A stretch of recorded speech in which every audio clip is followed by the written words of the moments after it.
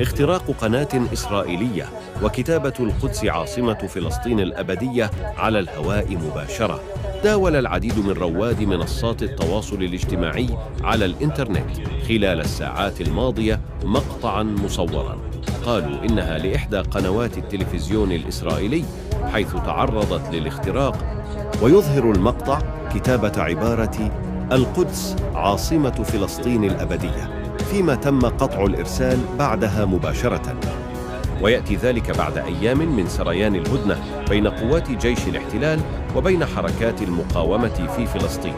وتشير التقارير إلى أن عملية الاختراق جاءت بعد الاستفزازات التي قامت بها الشرطة الإسرائيلية عقب سريان الهدنة عبر اقتحام المسجد الأقصى ومهاجمته من قبل المستوطنين أكثر من مرة خلال أيام قليلة. أخبارنا المختصرة متواصلة، فلا تنسى الإعجاب والمشاركة.